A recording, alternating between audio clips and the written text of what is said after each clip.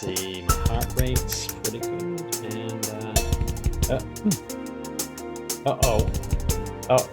it's a show. We're on. Yeah. Okay. Hey, I'm Mr. James. And I'm Mr. Ritchie. And we are the educators. Okay, it is Thursday. It is show 46, episode number 7 of season number 4. We're alive. Right. We're alive. Yeah. We're alive. It is we're in the middle of vacation, which we'll be talking about in a little bit. Big quotes, I know, because we're busy as heck for the next phase, I guess. Yep. We'll talk about that in a minute, and then but we are still right in the middle of our eternal pandemic, it seems. But yeah. So this episode, I know he wants to get into the stats. Right. Get the stats. Well, so this episode is the first of a series, Quantified Self. I've mentioned this on the show a couple times. We talked about it. We mentioned, hey, it's coming up. This is going to be part 1. We'll probably do a 3-part series. Hopefully everyone's going to be excited about this sort of thing. If you don't know what this is, this may be a community for you. Actually, if you care about your health at all, this is your community. So and some of you are already doing this already, and don't even know that there's already a group of people doing it too. You don't know that you are automatically doing this. If you own a cell phone, you are doing this already, but you might not have agreed to be part of it. That's right. Because there are businesses, companies that are using your data, and they want that data. And but Quantified Self is about yourself quantifying yourself. That'll make more sense later. But let's get into the horribleness of this slide that comes up every week. Yep. So in every week that we do this, we talk about the stats of COVID. Basically, I think we started with total cases, and then we switched over to 1 week accumulative total. And I've recently made the switch to a 7-day average, something like a real number, smaller, more manageable numbers that are more personal to us. So in Maine, for instance, last week, the daily 7-day average of new cases of coronavirus was 236 in the state.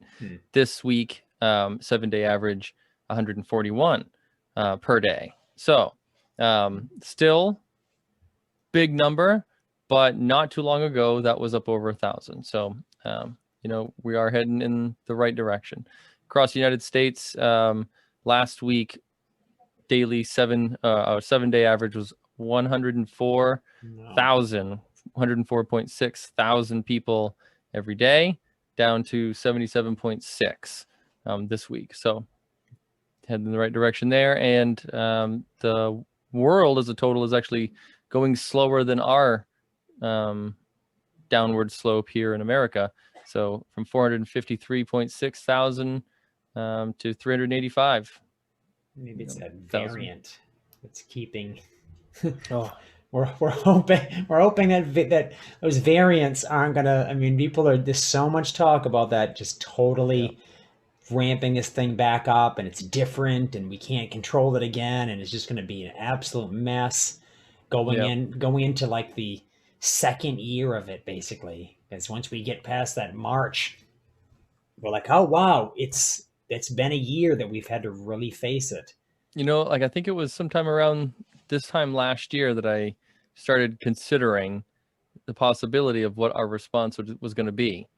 And I remember specifically thinking, it's not we're going to close this place down. This is America. Like, there's no way that people are just going to shut stuff down. And it happened. And right now in my head, I'm like, there's no way we're going to go and do another year of this. There's no way. Yeah. We're going to go, and I don't know. There's, there's some people that are like, no, we're going back normal no matter what. And it's like, but it's a collective effort here, I'm still going back. We're going to still go back with double masks. I mean, I'm expecting on Monday to be there with double mask. I'm all set. Yeah. I'm all set with that. I wish our special mask, Breathe mask from Kickstarter would show up but it's radio silence from them. We don't know what's going on. So, Interesting. hey, Kickstarter, you know what? I've been part of you. I've been helping you guys out for years. I've been helping these people kickstart their projects, and most of them have failed, or they've produced a product that has broken or does not live up to the hype. In fact, I don't think anything I've gotten from Kickstarter has been amazing, aside for someone who made a video game for their child that died of cancer, and and I thought it was completely original, and it was really sad, and I was like, this seems like, you know, I was grateful to support it, but all the products, the physical products that I could hold in my hand, broke, or they just were not. They did not live up to the hype. And we have talked about it too. And they were late. Yeah, and I think it comes down to like really well-meaning people not understanding how manufacturing works. Yeah. And the prototype process, and like how just to get things to physically work is great, but to get them to work for a sustainable, like a long amount of time where the end user is happy, with the value of the product, it's like that's a really difficult thing to manage. And so, Kickstarter is a great way to throw a lot of money at a project that, people figure out how manufacturing really works. And in this case, I think we overfunded it like tenfold. Yeah. And basically we were under the assumption there's no way they can fail now. There's no excuse. All that they got to do is just meet their minimum, what they put out there. And they ramped it up and talked about all these accessories and things, and then just to meet with nothing. And now almost radio silence. Once a month, we might get an update. Yeah, like, sorry. Mm-hmm. I remember getting that from somebody for 2.5 years. Sorry. And then the thing came out and it was slow and unresponsive. It was a keyboard that I could move my hand on. And I was like, wow. And it sat in a box. I used it twice. And then I was like, this is too slow. My fingers faster. And I can use a mouse that basically does better work than that does. A mouse has been around for what, 25 years, 30 years. And, so, and I prefer this rollerball mouse when I do my like digital design and stuff like that. And it's like, that's even way old school. That's old school video game style. Yeah. But some of us out there, we like what we like. Craziness. Oh, some trivia on the bottom. What does that say? Oh yeah. My thing popped up, so I can't read it right now. There it is. Guess which educator wears an Amazon halo? All right, we'll give you guys a few seconds. All right, let's present our wrists. We both have one. Thank you, Amazon. And Amazon's listening right now. Am I cheery, Amazon? In the second part of this series, you'll know why we're wearing these Amazon Halo bracelets. You'll know about them. You'll know what it does, as well as some other things, because we have another wrist too that has something else. And I have some other things I will show you in a few days. I might actually have something that I have to inject into my side that stays on me for 2 weeks. He's hardcore, and it's going to be interesting data. I can't wait to see.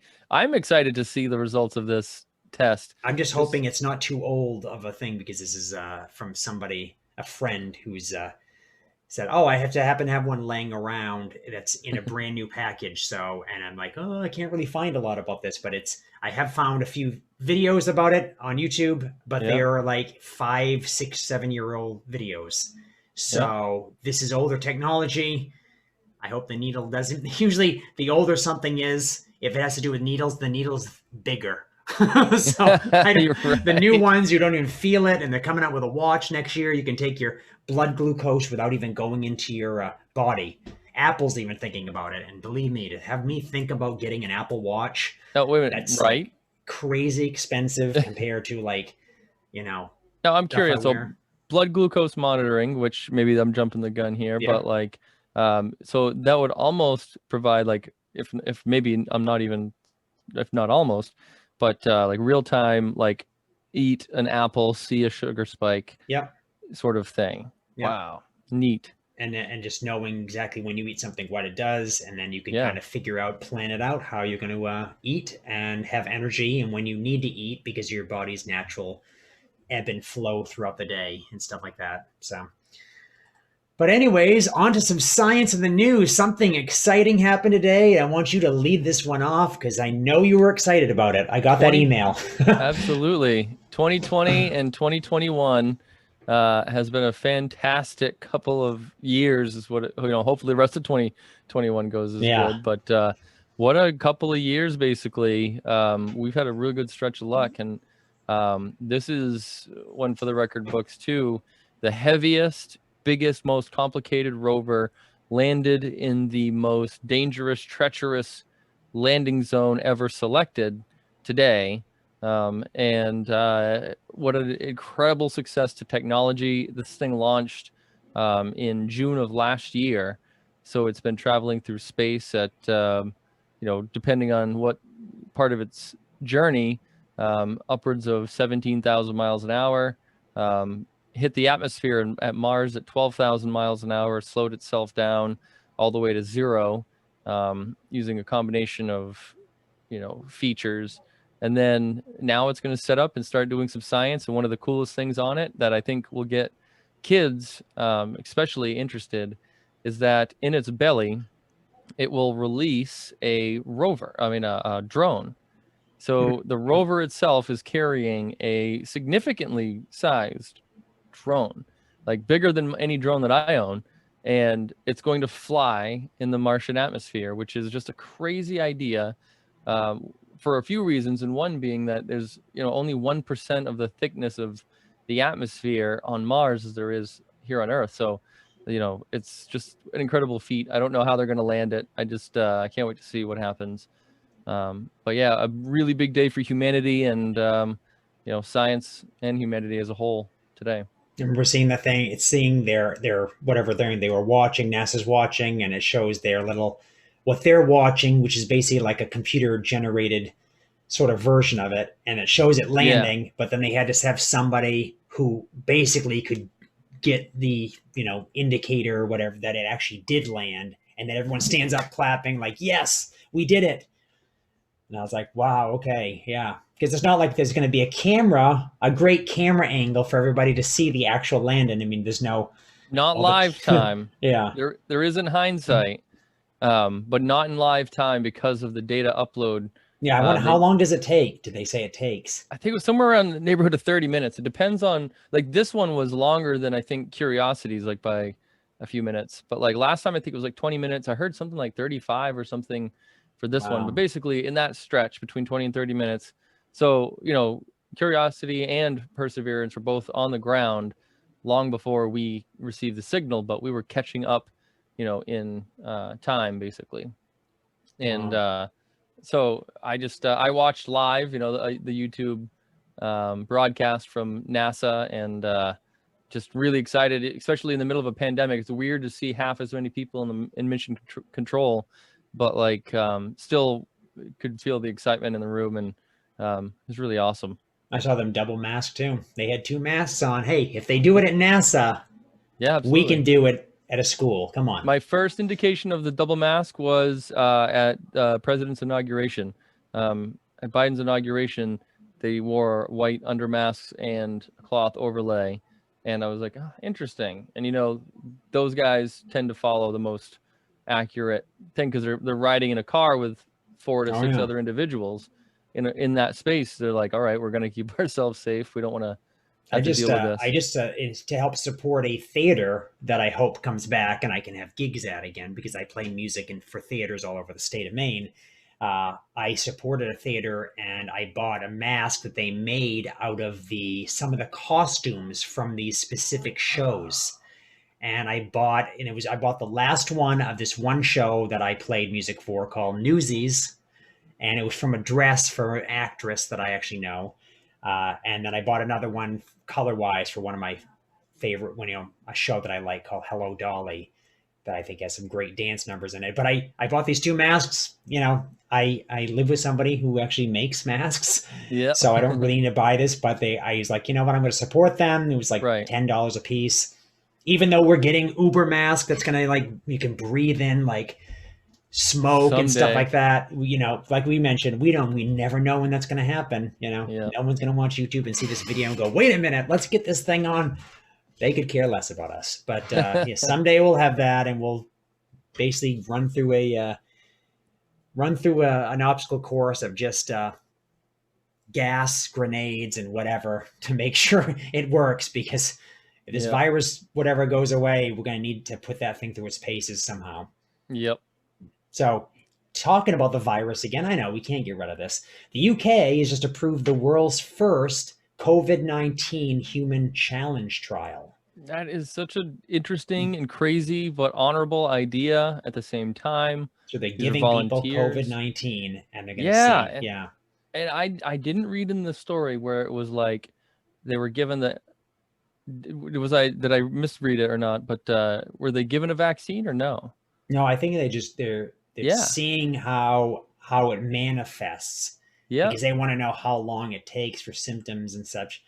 And I wonder if this has anything to do with the new variant that they say has been coming from that area. I'm just wondering if this is something they're going to be doing now, because they're like, wait a minute, this is happening. We might as well. We've got vaccines. So they infected them with the traditional virus. All right. But like maybe it's a before, and then they're going to be doing that second one after, because these type of tests can't even happen in America, which is interesting. Like I think we don't even have the rules to allow it, which, we've talked about the differences between American and European healthcare a few times on this show. Yeah. But they tend to be more open to science in general, like even though this one skirts on the line of what's right and wrong and all that, but I think it's all for the good of science. I just think that these are very brave people to partake, and they're going to see the differences of like dosage, so viral load, which I think I don't see how viral load can't make a difference. And so therefore I'm convinced that this test will just finally like put an end to the discussion that yes, the more virus that you come into contact with, the worse your symptoms are. Yeah. I don't see how viral load can't make sense. Like if you just get one virus inside of you versus you get 10,000 by, I don't know, breathing someone sneeze directly or something, So, hopefully these trials will, put an end to it, because the skeptics will always say, there's no data to support that. And then eventually the data is made. And unfortunately, I think that this data should have been started a year ago. But for one reason or another, we have genetically engineered children happening in other parts of the world, but we are just starting our COVID tests because of rules and regulations in general. So I don't know. Well, I mean, it's this thing. Things are going to have to get this way if we want to live forever. We're going to have to start doing just human trials and everything. And people have to sign up for some things that are like, you're literally injecting somebody with this stuff that could possibly kill them. And they wanted to go through with it. And I'd love to meet some of these people that would do this, like I want to see their perspectives, because I see a very different spectrum of people that would do this. I would not, but I commend them no matter where they come from in life, no matter what, if they're under these controlled laboratory settings. That's a big thing to sign up for in general already. But two, to be infected specifically with a virus, then under quarantine basically, and looked at all the time, and they do that, and by volunteering, wow, like that's amazing. Like what is it about this that drew these people in? That I think that I think their I don't know, their efforts aren't celebrated enough. I had no idea that this happened, so I think that's cool. I mean that kind of links to the last item, basically, that COVID-19 death toll sent the U.S. life expectancy plunging in 2020. So it actually went back a year. We lost a year, so that the average human lifespan in the U.S. is now 77 instead of 78 years. Isn't that that is so unfortunate? You even probably heard me say this a couple times because I have a line, and someone wants, if they're questioning how bad it is, or even if it comes up in conversation, and I'll say, how can we possibly increase the life expectancy in the United States if we just go back to normal and let all the old people in the United States pass away? Yeah. Because that's what going back to normal immediately means, is wiping out everyone that's like in their 70s and 80s, just about. I mean, yeah, we keep hearing these hero stories about old people, even into their hundreds, surviving, but that's because they usually don't. That's why we're celebrating it. Yeah. You don't celebrate something that happens every day. You celebrate the one-off thing. And it's like 111-year-old person, fought off COVID-19. And it's like, holy cow, like, congratulations. I'm glad. But we're celebrating that because the other 111-year-old person or a few of them that were around aren't anymore. And it's because they got the virus and they couldn't fight it off. And so I'm really sad about this. I heard this on the way home from work, which I am, although we were in vacation, I was at work for a full day today, which we'll talk about in a little while. But I heard this on the way home and I was just like really depressed, really bummed out, because I knew this information was coming, but I didn't realize it was going to be like a year. I'd like to do the percentage on that. I mean, that's probably basic math, but like, 2%, 3%, like what, a raise, Yeah. Like, wow, that's a significant amount, everybody. And we still have people that try to say that the virus isn't real, that it is real, but it's not important. It's not a big deal. Or that it is a big deal, but what are we going to do? Let's just choose to do. There's all these different factions that collectively equal up to doing nothing or running contrary to all of us doing the right thing. And so therefore, the louder we let these voices get, the longer this thing is going to last. Well, switching gears. This is from an educator. And I just thought, just quickly, we'll just do a quick one today, which was this week, basically as health as an educator and the importance of health. Ooh. And the funny thing is I forgot to change the slide, the picture, so it says parents for the future, which has nothing to do with this. I had written in this one, if you can see my writing, I had written in this one earlier today, thinking that this was the same question as it was before. And it was something to do about vacation. Yeah. And I'm like, meh, too much work to feel like a vacation, which is why I said that we were going to talk about me working a vacation. All right. From an educator, health as an educator. Yeah. But I mean, it is healthy, I guess, to not be separated too much from your career, your job and stuff like that. I mean, my thing is, for health reasons, I say it's most important. I mean, we swim in germs. We have a job that requires immense adaptability. Things change. People are talking now. We work, 2 days for the first cohort, 2 days for the second cohort. There's a middle day in the middle of the week where we are able to grade, but also connect with some students and such. I heard they're going to take away that day, and it's going to jumble back and forth between cohorts. People are waiting to go full time. It's going to be pretty rough. This is why double masking is like, I'm going to be doing that. I'm walking in expecting like things always to be worse. I never want to be like, oh, I'm relaxed now. You know what? I just touched my hand on a surface. I'm not going to wash it or use any hand sanitizer. I'm just going to grab a carrot and put it in my mouth. Maybe I'll even lick my fingers. Yeah. I will never, ever do that. Not even if this never happened, because I've never been that way. And I'm always like scared about things like that. I just touched my own desk and I'm afraid of my own hand right now.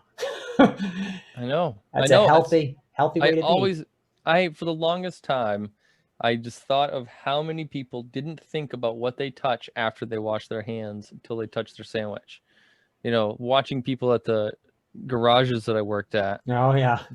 They wash their hands after touching the engine. They're, elbow deep in grease. They use the gritty soap. They get it down pretty good, pretty clean, good enough.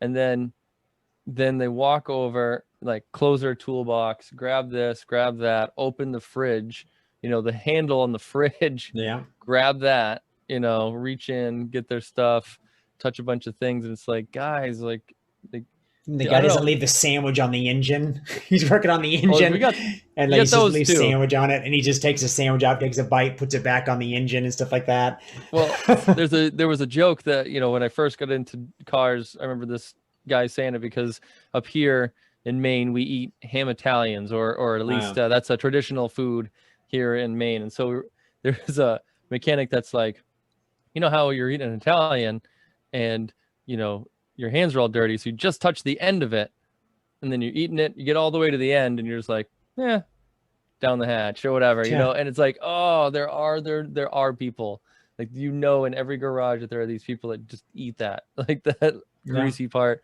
And it's like, then there are people like you and I that are like, that is petroleum. There's a lot of reasons that it's used petroleum. It's got heavy metals in it. It's, you don't do that. And then, those people, unfortunately, sometimes end up unhealthy later in life. You see on your windshield wiper fluid cap and stuff like that, some Cheetos residue for the person who has to eat. Yeah, I see it all the time, like with things like that. I see someone play a guitar, and the strings have cheese on them from them just eating. Jeez. And it's like things are sticky, and you're like, what? I had a friend of mine, I used to borrow CDs from me, and they all came back sticky on both sides. And I was like, it was like he had to douse everything in orange juice. And I mean, I did see orange juice like spilled at his house all the time. And I'm like, but how did my CD get sticky? It was literally goes right into a CD player. I'm like, I don't understand this. My health, just in general, just working at the school is improved. Especially given our situation, the convenient way that our classes are set up allows for an easier way for us to be able to get to our food, and, restrooms easier than some, but like, that's because we are kind of separated from the rest of the school. And so, because of the situation that we've got, it's just so much healthier for me to be at my work now than like at any time in my future or past. I mean, because I worked in a lot of garages where just unavoidable, people in your face all the time, walking around, grabbing tools, tires coming this way, people moving, customers, all that stuff. And it's just, what a soup. And, now we do swim in germs, and they totally come from these children. But like, you know what? I feel good with the masks. I feel good with the precautions that I take. I even do have, a face shield that I try to put on every time that I have to get within 3 feet, to help a kid. Sometimes I help a kid put on a mask. Sometimes I help a kid get logged into his account, something like that. And so it's just a healthier place here than other places, but it is something that you got to be concerned about, that you could eat like crap if you wanted to, if you just went out and got your food out every day, like some people do. But when you bring it in, you care about it.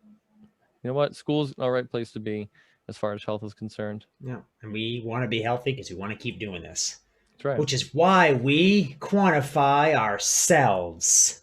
Yep. Bum, bum, bum, I know we just have wearables, stuff like that. I'm not going to pull my shirt up and show my HRV thing because it's not actually on right now. But we'll talk about that in part 2. So part 1, what is quantified self? I might do a lot of the talking here because I really have dug into this sort of community. I've been doing this for quite a while myself, even before I knew what I was doing. This originally was coined by Wired magazine editors Gary Wolf, who's actually part of this community I'm part of. He's one of the big he was one of the leaders in this community and this online community too, and stuff like that. And I think he may be, I'm trying to think now, he may be the person who's helping me get this device.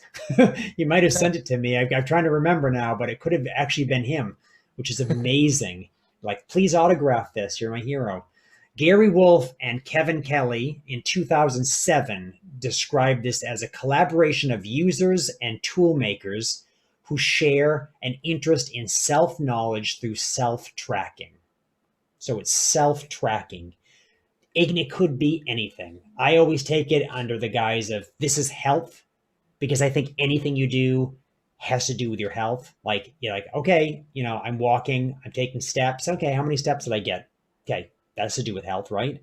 Or, wow, I keep walking into this room and I have to touch this one surface. I'm just going to keep a clicker and click at how many times I touch the surface during a day. And you go, wow, I touched that surface 657 times. I may be compulsive, obsessively compulsive. And then you learn something about that. It's for health.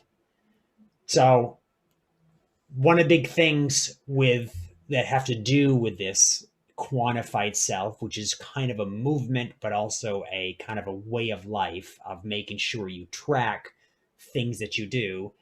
Auto analytics. So figuring out, as you're taking in information and stuff like that, you can have certain programs like that automatically analyze things and give you some sort of like, okay, right now we have devices on that give us numbers sometimes. Hey, your sleep was a this number or a that number. Or, in the morning, if I'm going to work out, I have something called an HRV strap, which is your heart rate variability. We'll go into that, the next episode. But basically, it gives me a score and then tells me, yes, you're good to work out today, or your sympathetic or parasympathetic nervous system is a little too stressed, so you need to relax. Either way, I still work out because hey, I can push through it. I'm not running a marathon, so. But body hacking, basically, anybody who does anything with their body, for better or worse, is body hacking. I mean, if you're like, hey, I've never had tacos in a long time, I'm gonna eat a bunch of tacos for lunch, and then you have some repercussions. You're body hacking. You definitely hack the inside of your body. Yeah, self quantifying, so kind of relating yourself. So everything that you pull in, stuff like that. Some people call it self surveillance, surveillance, which is the French term, which is like recording a personal activity, That's and interesting. personal That's informatics. over and under, sue and sur. Yeah. So it's interesting. But it's interesting that it's almost like we have cell phones, you take a selfie, right? And you're pointing the camera at yourself so that later on you can look at yourself and be like, okay, let me see, and I'm going to post it and stuff like that. And I'm kind of like giving myself out to the world if I'm posting on social media.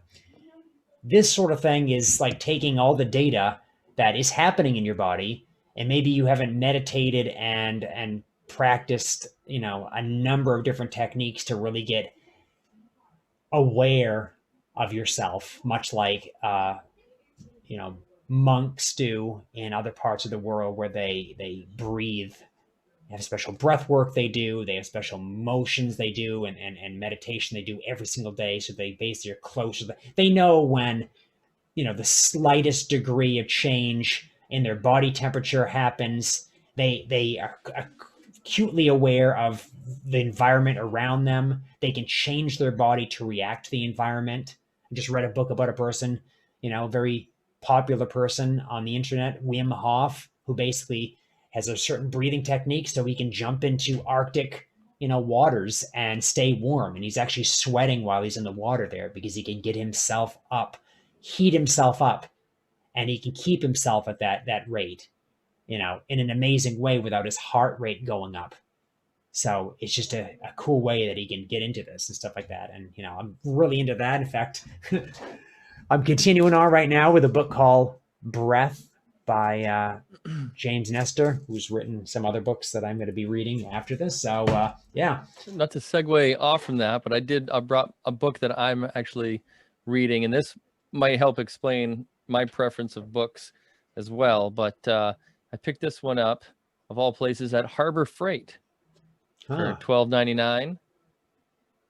Now, I had walked past this thing hundreds of times because I love Harbor Freight, but it is packed full of all of the most useful information known to mankind that I have ever seen. And it is everything from the elements to like astronomy to health to cars to, I don't know, it's like an entire encyclopedia squished into that little tiny book. Well worth it. And not to spin too far off from it, but that's that's a book way that I wanted to mention. Yeah, that's yeah. I think of like, especially if we're relating this to like quantifying ourselves, and we got to understand when we mentioned quantify. So types of data, quantitative data, which you're thinking in terms of the numbers, because numbers don't lie, and we want numbers, and we're always going to be complaining. And we'll do this next week about, do our trackers give us quality numbers? But we're currently right now on each of our wrists, these both check our heart rate. But when one of them is double the other one, you go, what the heck is? It's not like one of my wrists is pulsing twice as fast. You have to wonder, is there something wrong with this? How accurate is that?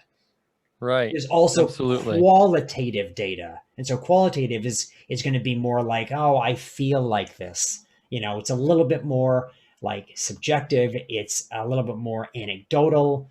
It's really like, think of the quantity of something or the quality of something. Now, we want to always get towards quantitative, but there's some things that are really hard to quantify. And these these trackable, wearables, whatever, are trying to find a way to quantify every single thing. And we realize there's a limit to some of this stuff, but your body processes have been studied for many, many years, and people seem to have a good handle on these already, and they're going to get better.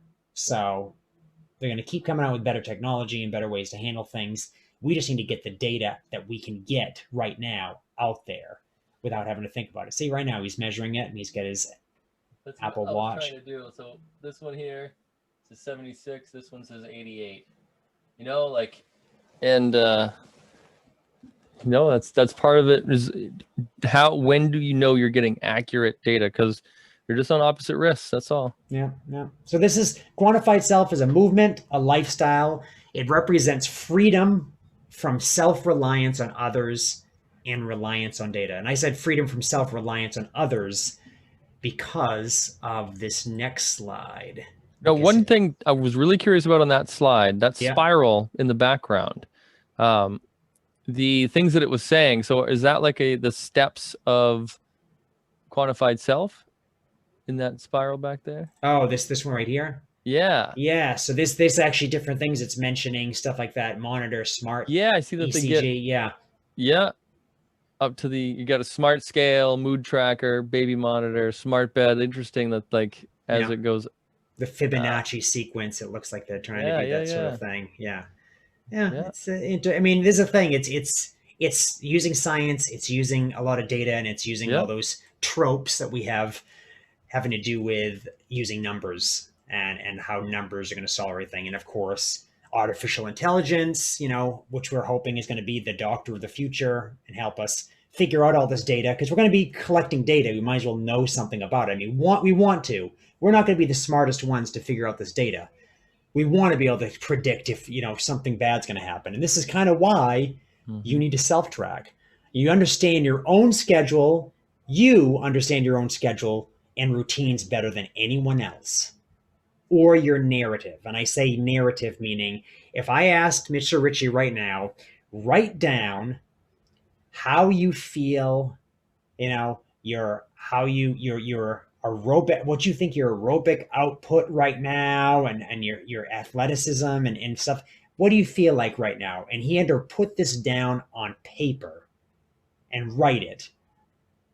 I'm pretty sure it wouldn't give the most accurate account of how he really was.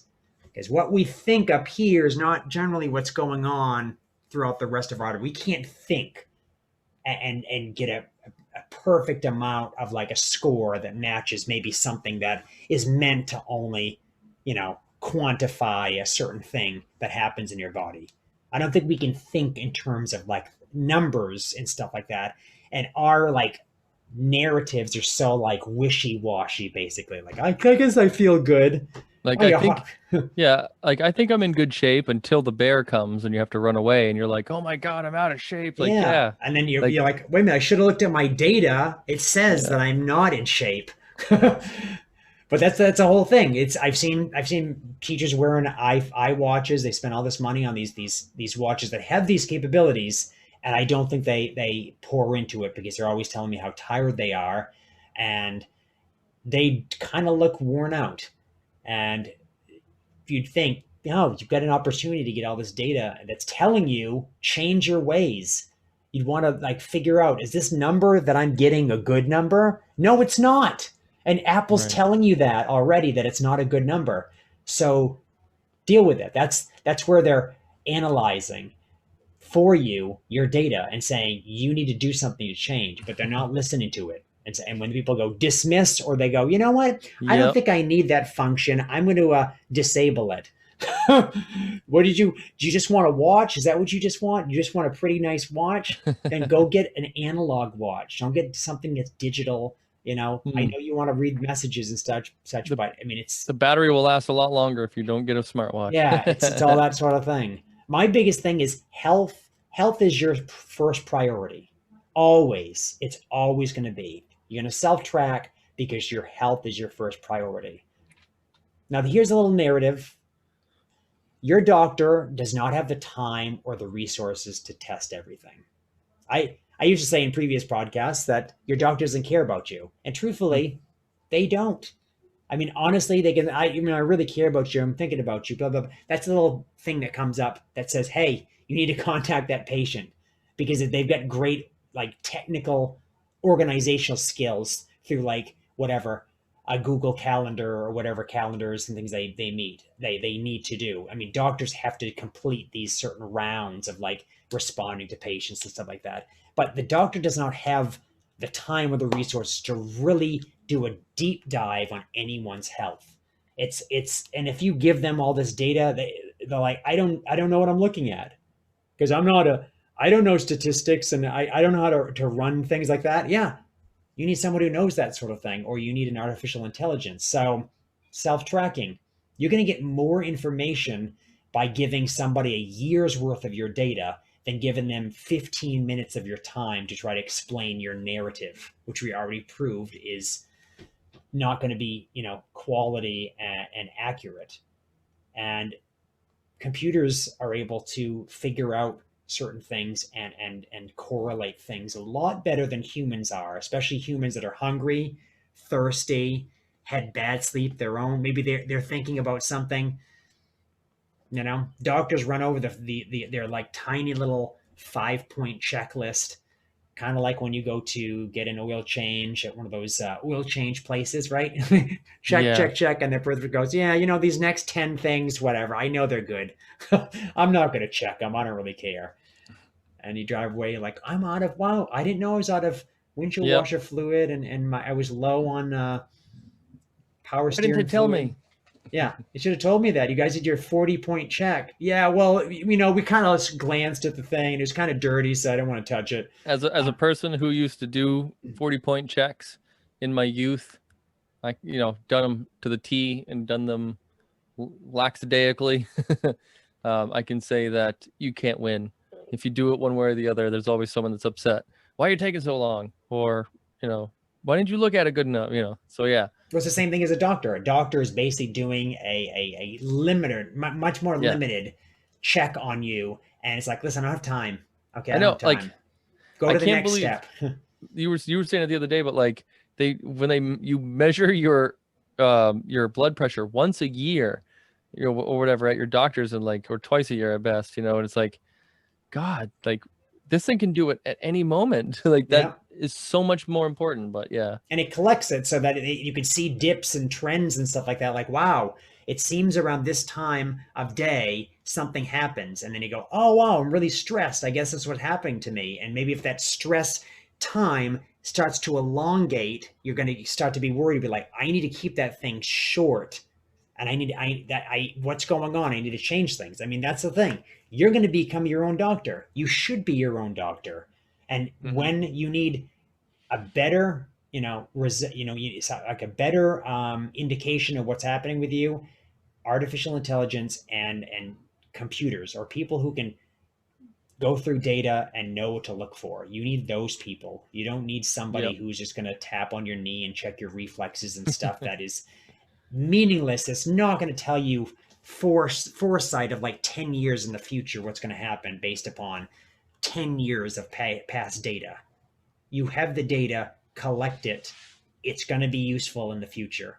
It's going to really be useful in the future. But make sure you track a lot of different things so you can correlate stuff. Healthcare is moving more towards the consumer, and technology is removing the middleman. So, in other words, all these companies that make watches and wearables and phones and such are like, you know what? We can get into healthcare. We already do this stuff. Why do we need to have doctors and this and that when we can basically create and work with maybe some of these other creators of these apps and skip over the doctor, and we can just give you the information, and we can work with doctors to help us, hey, you guys are doing a good job, and it's going to get better and better. And you think about it, I mean, that's what Apple and Google and Garmin and Fitbit, all these places, well, which is Google so now, but they're all doing that. They're skipping over that whole thing. So healthcare is now like, a la carte for any consumer. I want this for healthcare. I want that. I want to know this. I want to do this test. Great. Test I wish everywhere. It truly was. I wish we could just walk in and like, I want that and that and that. Let's do it. You can. Boom. With a lot of money. That's a test I want to get. I think we should both have it. I'd love to do it on this podcast and send it away. It's $600, but it will tell us pretty much everything we need to know about our biological age and things going on in our body, what we need to fix. And it's European, so it's gonna be some different things to that. But but this stuff I'm looking through all the time. I mean, that's one of the big things. It's I don't need that doctor anymore, because I don't think the doctor's going to help me. We're supposed to have good health insurance, but I don't see it working too well. The healthcare in this country, in America, is basically trying to fix the sick. It's not trying to keep yourself from getting sick. It's absolutely not. Get sick, and then we'll see what we can do about it. But of course, again, we're not going to do the 40-point check. We get like a 5-point check sort of thing, and we're going to stick you through a bunch of tests that probably are unnecessary, and then it might take us longer to figure out what's going on with you. Because we don't think in terms of like, give us all your data stream, let it run through our servers and our programs, because we have our own proprietary stuff, and it's segregated into its own little its own little like departments. So your MRI machine's not going to communicate with your CAT scan machine and stuff like that. It's different departments that have to communicate. When they can get everything together into a gigantic artificial intelligence, now things will change. And that's what we're hoping to do with these wearables, because private business is going to be doing this a lot better, I think, than the public. So condition yourself to question more and improve. That's why we're going to self-track. You definitely need to condition yourself and improve. Mr. Ritchie, you improving yourself? Yeah, absolutely. Yes. Absolutely. And the data's helping. And I'm not someone that is used to diets or modified diets or quantifying myself per se, but always been interested in the idea. And I've made some pretty significant gains over the last few months and last year, I'd say. And I'm interested to see what I do in the future. Getting healthier every day, and the data definitely helps. And it also is just a good motivator. Like when you're on the bike, you're like, I wonder what I can get my heart rate up to. That's the other thing. Like, like to see. All right, I want to see how much longer I can sleep tonight. I'm just thinking about, like, if you look at your sleep data, and like you really look at it, you're like, man, I could really make some probably solid improvements in my life in general just by fixing what's wrong with my sleep. Oh my God, I keep waking up at this time.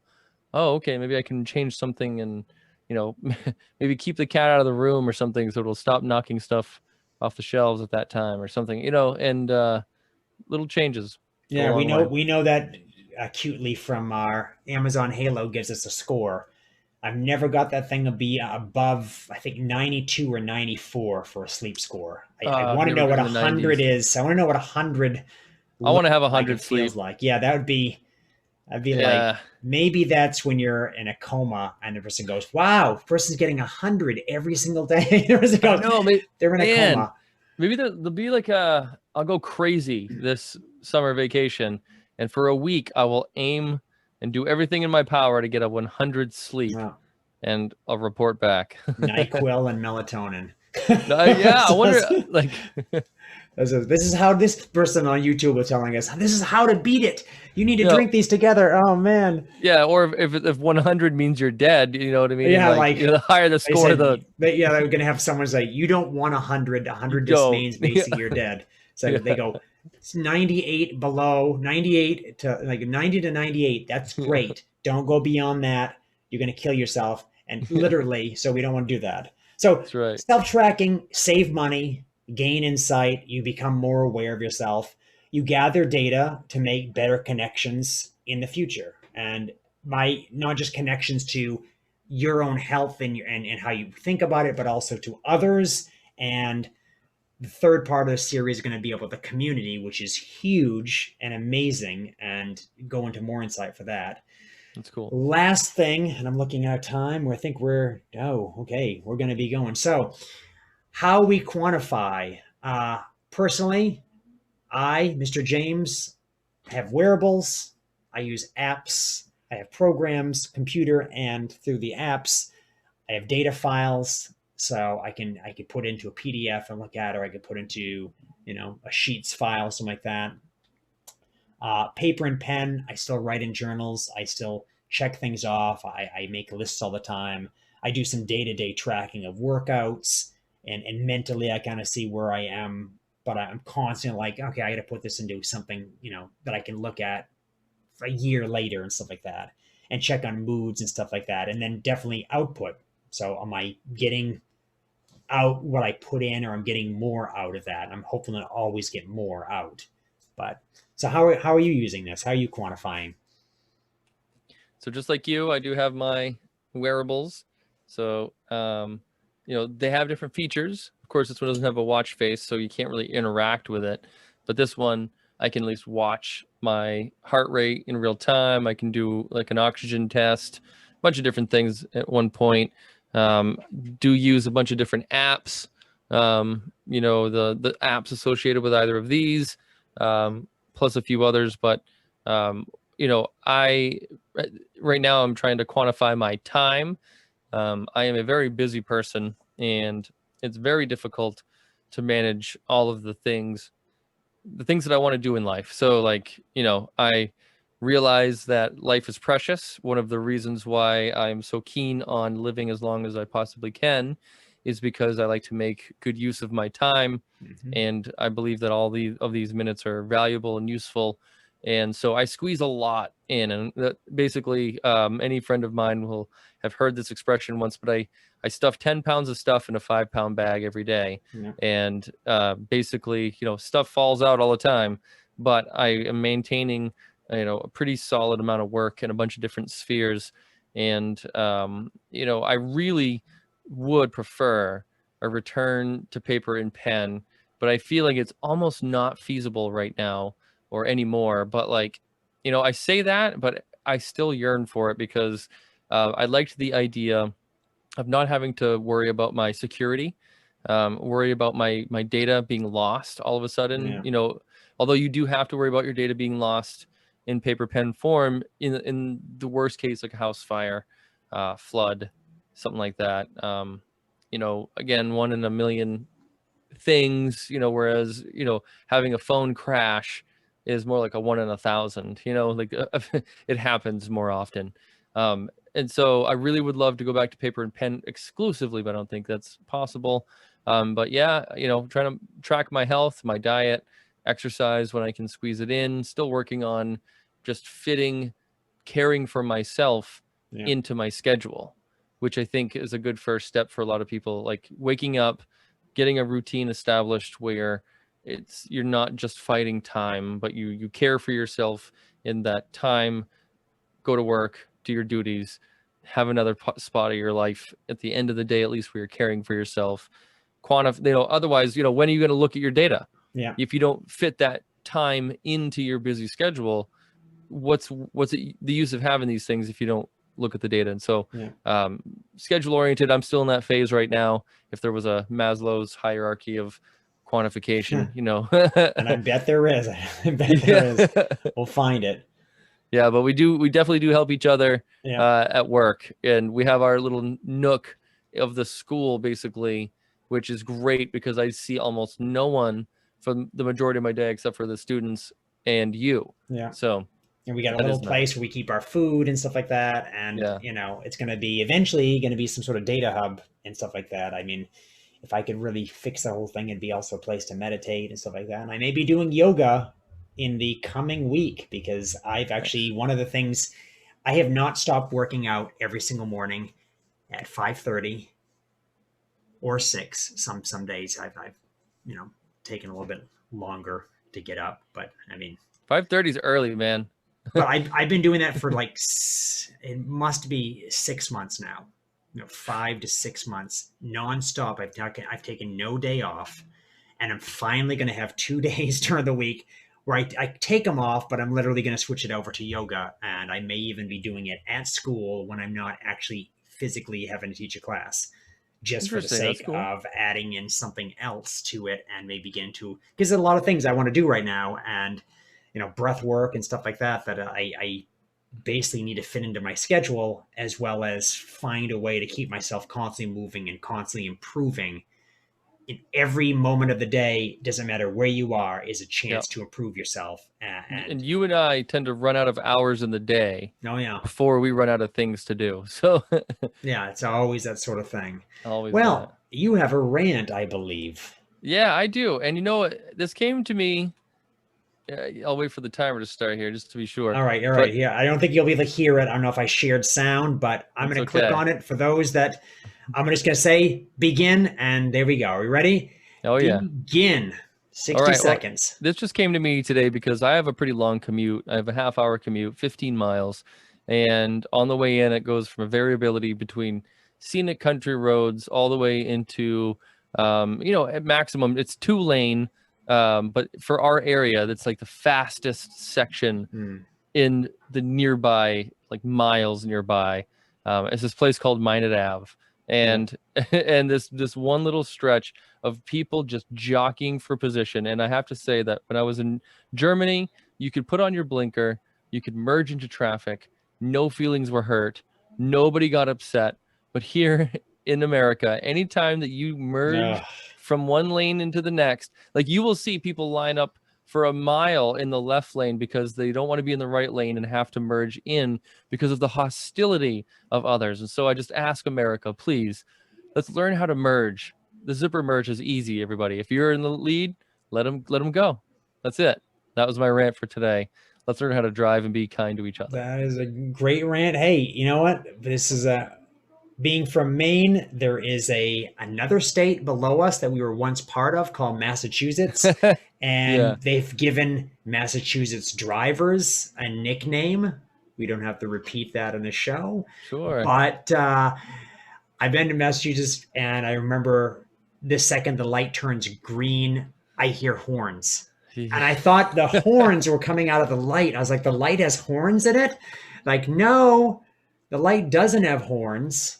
The people are so anxious and agitated that they think everyone's, you know, needs to be moving the second. You didn't anticipate the green light? How dare you? Yeah, no, you weren't counting. It's specific. It's 17 seconds. Like I was like, wow, people are so angry. And I've almost gotten killed a couple times there from people driving almost on the sidewalk at like 80 miles an hour because they have to be someplace. That it is crazy. That is the craziest place I've ever driven. You know, the next level above Boston is Mumbai, India. If you've ever seen like those crazy intersections where it's just people intersect, that's the next level above Boston. I don't understand.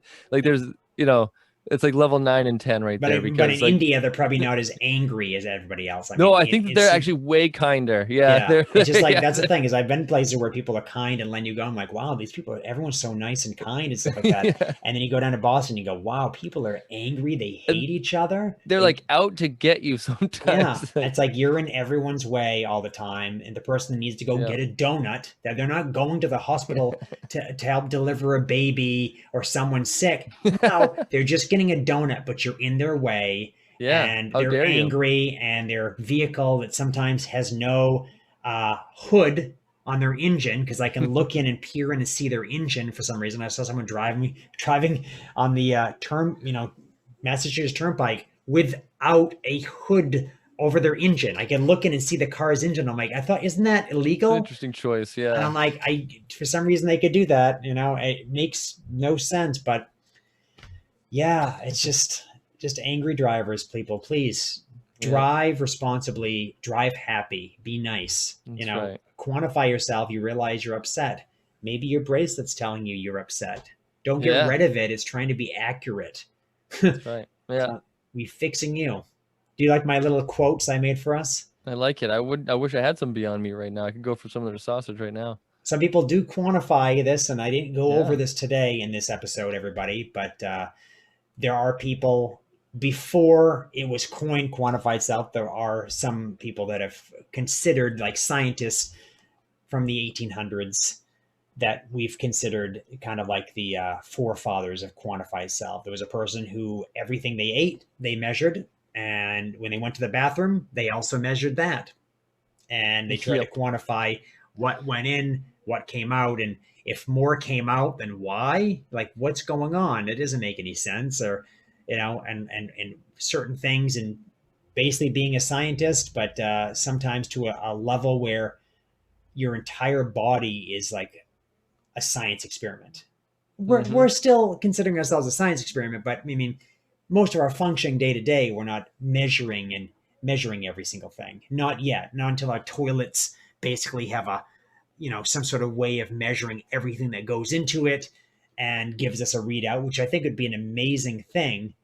But I can't imagine how much that seat would cost. I wouldn't want to see actual pictures of it. Just give me the data of like analyzing the composition and the quantity. That's all I want. Give me some numbers. Yeah. But that's another big thing. That's a big thing. We've got so many liquids in our body and stuff like that do certain things, and it's probably good to know what's going on with them. I mean, we're not on autopilot. Life is not autopilot. Nope. So, an active process that we should monitor. We can take a deep breath. This is the end of the podcast, everybody. Relax, meditate. This is Quantified Self, Part 1. In Part 2, we're going to go over wearables. We're going to talk about what we're wearing, why we're wearing that, and maybe in the future we're going to talk about, we'll unbox some new things, because I'm waiting for a couple new gadgets to come out. I just saw some stuff that if they do, we may make a pretty big purchase. We're both going to do an unboxing at the same exact time. That'd be cool. And we'll probably not have the slides thing for those that are watching in season 4. We're using slides, so you see tiny versions of us in these big slides. Maybe we'll do one where you're just basically going to see us and we're going to show you live what's going on. Well, kind of live. I think I put this thing up 2 or 3 days later, so. But we're going to definitely, live enough. Asynchronous, but it was synchronous at one point. You wouldn't mind going live, but well, anyways, until next time, I'm Mr. James. And I'm Mr. Ritchie. And we are the educators. Quantify yourselves, everybody. Quantify.